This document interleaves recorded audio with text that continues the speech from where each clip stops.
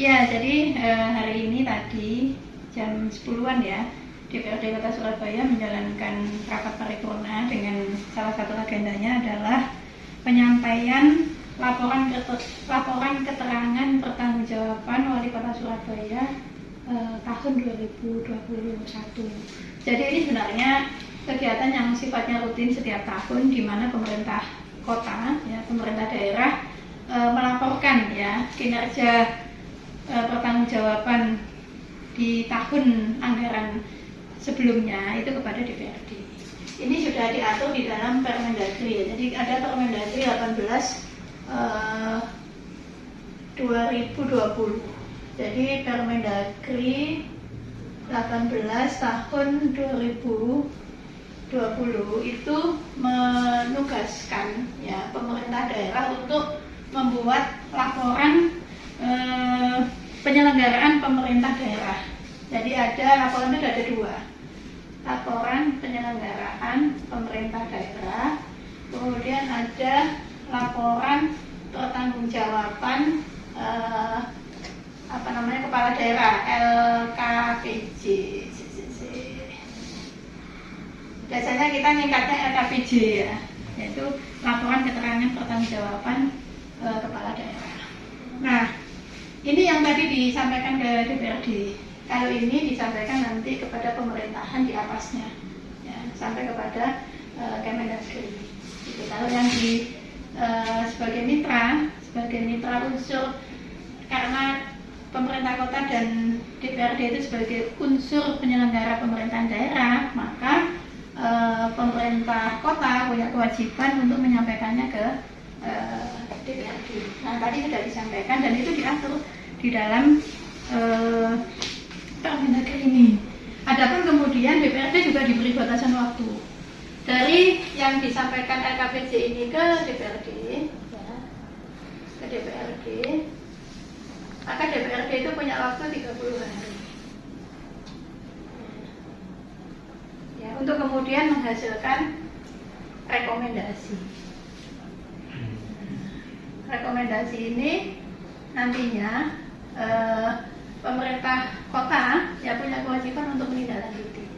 Jadi ini diatur di dalam Permendagri 18 2020. Rekomendasi dari DPRD ya ke Pemkot untuk dilaksanakan ya, ada beberapa rekomendasi. Nah, rekomendasi ini oleh DPRD nanti akan dibahas oleh Pansus. Tadi pembentukan Pansus dilakukan ya dengan keanggotaan dari teman-teman yang ada di Komisi C. Nah, nanti teman-teman Komisi C mulai hari ini sudah bisa melakukan proses pembahasan dengan pemerintah kota untuk pemerintah kota memaparkan ini, kemudian untuk menghasilkan rekomendasi. Nah, saya ada beberapa catatan ya dari pengantar yang tadi disampaikan wali kota, tadi disampaikan oleh Pak Wali, karena Pak Wali kota ada izin ya untuk tidak bisa hadir. Beliau tengah berduka, ayah mertuanya wafat. Nah, jadi di sini Mas disampaikan ya tentang kinerja 2021. Itu menariknya begini. Jadi yang pertama adalah terkait dengan anggaran. Terkait dengan anggaran di sini ada pendapatan, ya, ada belanja. Pemerintah Kota Surabaya pada aspek pendapatan itu lumayan capaiannya, yaitu 95,99%. Ini masa pandemi loh, ketika ada gempuran varian Delta di bulan Juli lalu, kita masih mendapatkan capaian pendapatan itu 95,9%. Itu anggaran 2021. Anggaran 2021 di mana target pendapatan pada saat itu adalah sekitar 8,6 triliun. Nah, 95,99% ini pendapatan macam-macam ya, dari pendapatan transfer, dari PAD gitu ya. Memang untuk PAD kita kalau dibandingkan sebelum pandemi itu mengalami penurunan. PAD-nya itu sekitar 75. Ini kalau nggak salah sekitar 75% ya. Untuk yang lainnya memang tinggi, 77 maaf, 77,21%. Jadi pendapatan kita itu tercapai 95,99%. Dari PAD memberikan kontribusi 77,21%. Kita bisa memaklumi di sini karena hotel agak sepi, turun, restoran gitu ya. Itu kan yang menyumbang PAD kita, termasuk di situ parkir dan lain sebagainya. Nah, kemudian di belanja, kita di belanja kemarin capaiannya itu 87,6%. Nah, belanja ini yang paling rendah ya. Paling rendah itu kemarin adalah di belanja modal.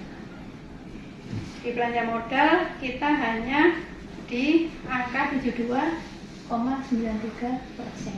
Makanya kenapa di 2021 untuk pembangunan yang besar ya, yang besar itu tidak begitu terlihat ya, untuk infrastruktur gitu ya. Beda dengan sebelum-sebelumnya yang bangun sekolah, perbaikan kantor pemerintahan itu di sebelum pandemi itu sangat tinggi, sangat intens. Kemudian juga untuk sarana prasarana utilitas yang lain itu juga tinggi. Di 2021 relatif memang belanja modal lebih digunakan untuk hal-hal yang sifatnya prioritas untuk pembangunan di tingkat lingkungan. Ada beberapa, walaupun ada juga yang mengalami penundaan.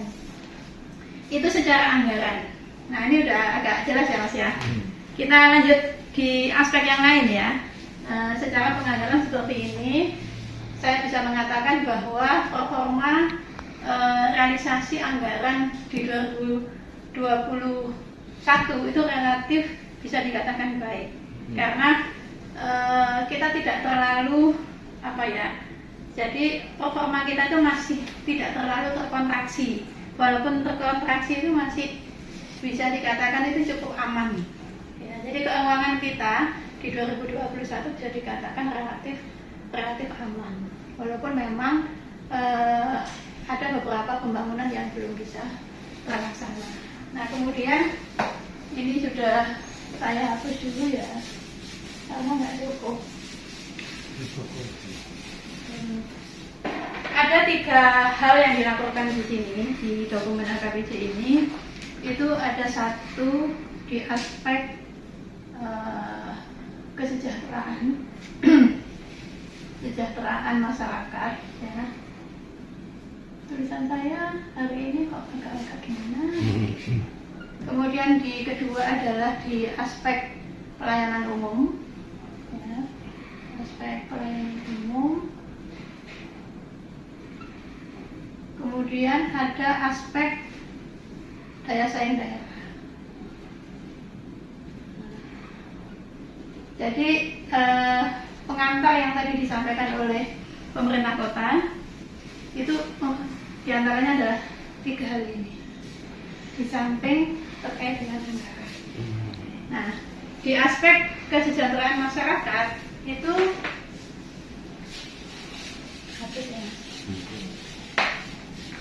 di sini dijelaskan Mas terkait dengan angka tingkat pengangguran TPT, tingkat pengangguran terbuka dijelaskan di sini. Kemudian indeks Gini ya, ketimpangan, kemudian juga angka kemiskinan ya, itu disampaikan di sini.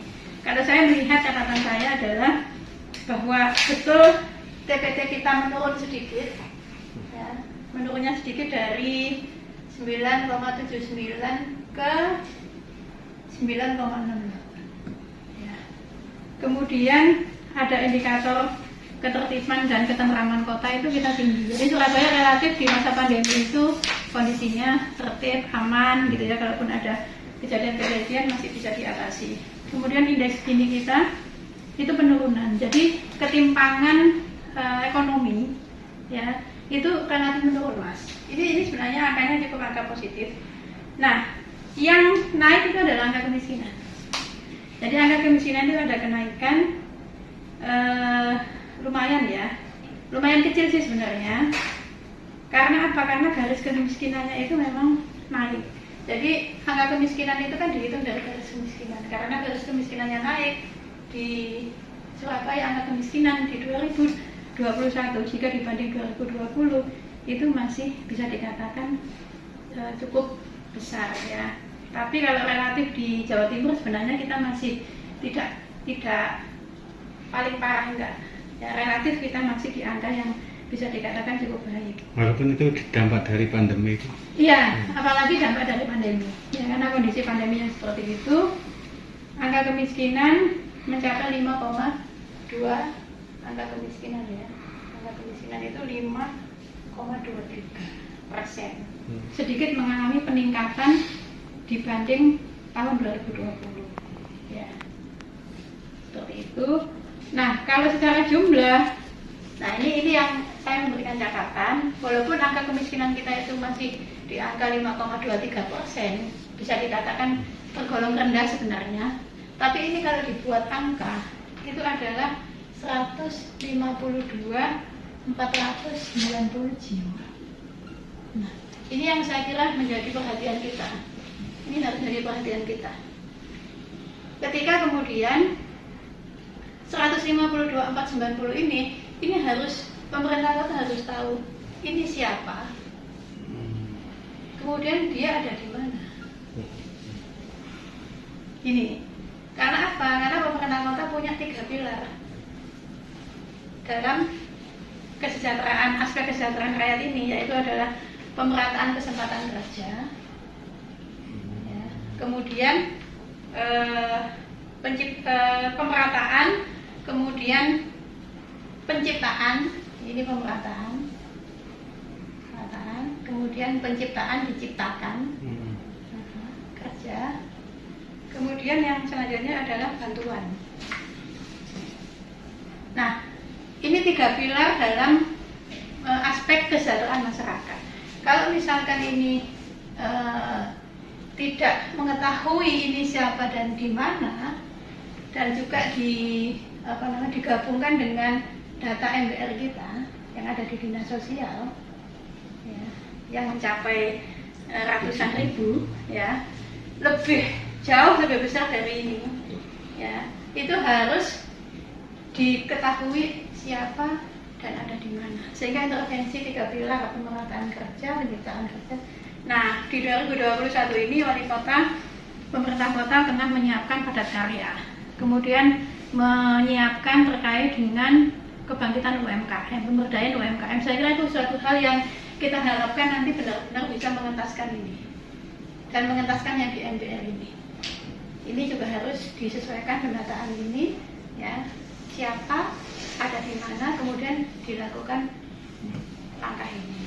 Ini untuk aspek kesejahteraan masyarakat. Kemudian di aspek pelayanan umum ini relatif baik, ya. Ada indeks tentang kesehatan lingkungan, kemudian ada indeks tentang presentasi luas kawasan kumuh, indeks reformasi birokrasi, yang relatif semuanya memberikan angka-angka indikator yang membaik. Cuma saya memberikan catatan terkait dengan indeks presentasi luas kawasan pemukiman kumuh. Di sini dikatakan 0%. Ya, jadi indeks presentasi luas kawasan pemukiman kumuh di Surabaya itu dikatakan di dokumen ini itu 0%. Nah, sementara kalau kita mengetahui fakta-fakta di Surabaya masih ada wilayah-wilayah yang kumuh. Nah, ini indikatornya yang seperti apa? Gitu. 0% ini menggunakan indikator yang mana? Harapan kita adalah indikator pada ukuran-ukuran kuantitatif, yaitu setidaknya tidak jauh berbeda dengan fakta-fakta yang bersifat kualitatif.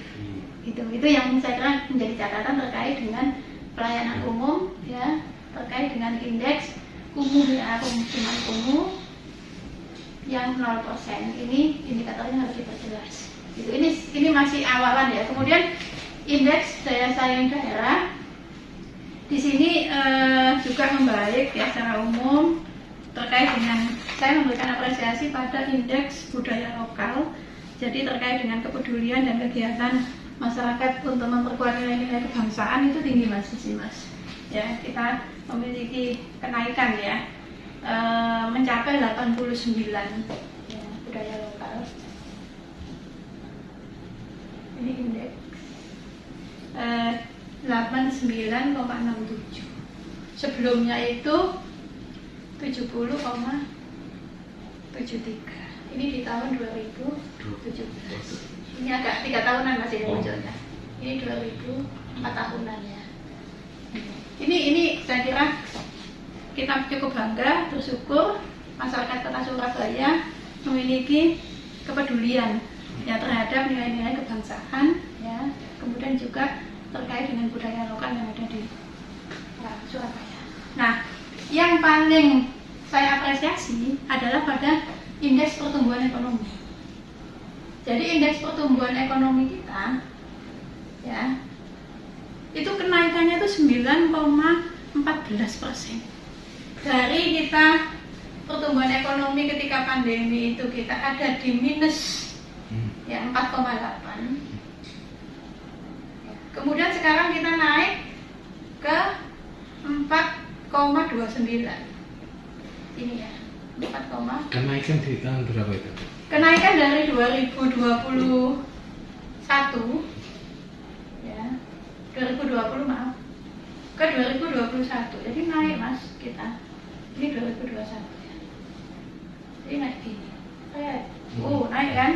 Ini kalau rentang ini kita hitung min 4,85 ke 4,29 itu 9,14. Ini saya kira sesuatu yang perlu kita apresiasi ya, kenaikan di indeks pertumbuhan ekonomi. Hanya saja yang perlu menjadi perhatian lagi adalah pertumbuhan ekonomi yang meningkat 9,14%. Di sisi lain kita masih ada problem kemiskinan yang naik walaupun sedikit ya, dan kemudian pengangguran yang turun tapi masih dikatakan pengangguran masih cukup tinggi.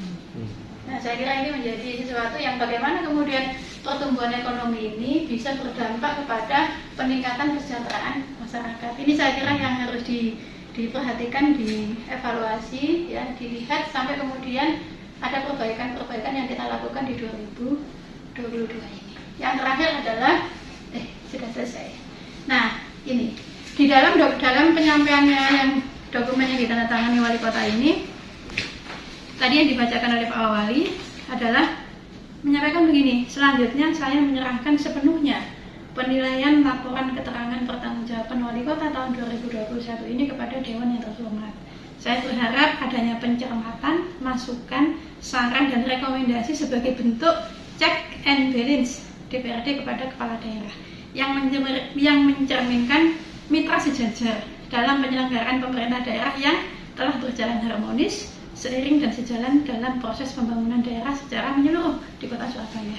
Oleh karena itu, saat ini DPRD atas keputusan DPRD Kota Surabaya tadi sudah memberikan tugas kepada teman-teman yang ada di Komisi C untuk membahas, nanti dokumennya tebal ya, teman-teman bisa mengundang OPD-OPD terkait untuk kemudian akan menghasilkan 30 hari sejak hari ini ya, itu nanti efektif, itu menghasilkan rekomendasi, yang rekomendasi itu nanti akan diparipurnakan pada rapat paripurna dan kemudian menjadi masukan buat teman-teman pemerintah kota untuk melakukan perbaikan program kegiatan yang bisa diperbaiki di 2022 ini ya, atau nanti yang di dalam proses perencanaan untuk 2023. Saya kira itu yang bisa saya sampaikan terkait dengan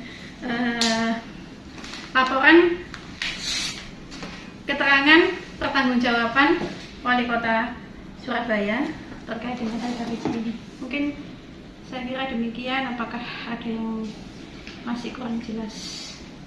Bu, malah kalau menurut Bu Reni sendiri setelah menerima dari LKPJ itu yang nggak sesuai dengan pendapat Bu Reni mengenai aspek itu cuma aspek yang kedua Bu ya, pelayanan umum ya Bu ya, karena di situ masih pemukiman 0% itu tadi ya. Ya, sebenarnya saya memberikan catatan kepada semuanya pada aspek kesejahteraan masyarakat adalah masih kita harus memperhatikan pada 152.490 jiwa orang yang masih dikatakan berada di bawah garis kemiskinan.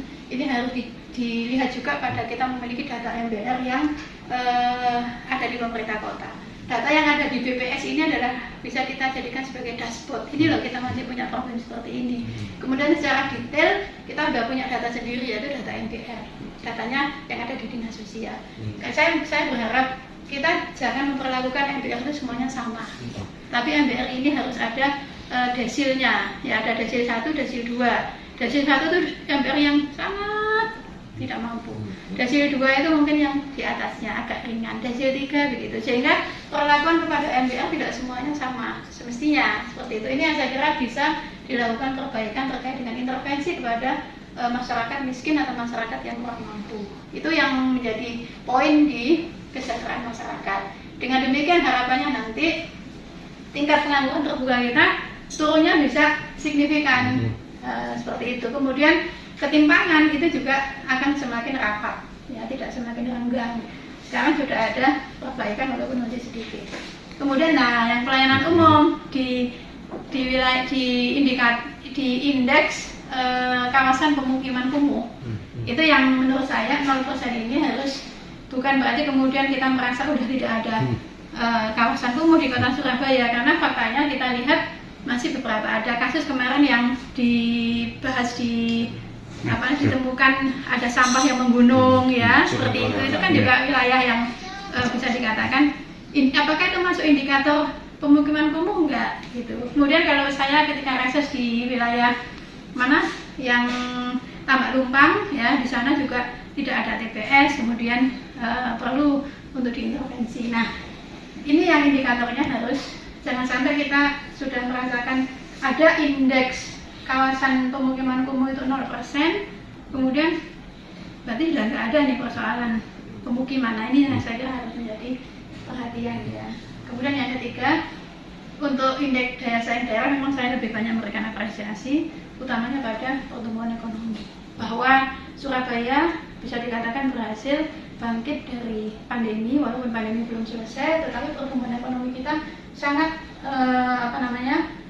signifikan. Dan saat ini di 4,29 ini kita di atasnya pertumbuhan ekonomi di tingkat nasional dan di tingkat provinsi yang masih di angka kalau nggak salah sekitar 3,7 sekian. Nah, artinya Surabaya bisa menjadi kota yang katakanlah berhasil, ya, pada upaya pemulihan ekonomi. Ini yang kemudian menjadi catatannya adalah bagaimana kenaikan signifikan pertumbuhan ekonomi ini bisa berdampak kepada aspek kesejahteraan masyarakat. Nah, ini saya kira yang harus dilingkan, supaya berpengaruh gitu secara signifikan, sehingga kemudian kita bisa menurunkan 5,23% ini. Bisa turun. Nah, kalau sampai kita bisa di bawah 4 itu luar biasa. Moga-moga saja bisa kemudian TPT kita yang 9,79 ini bisa kembali sebelum pandemi. Kita dulu di sekitar 5,76 sebelum pandemi.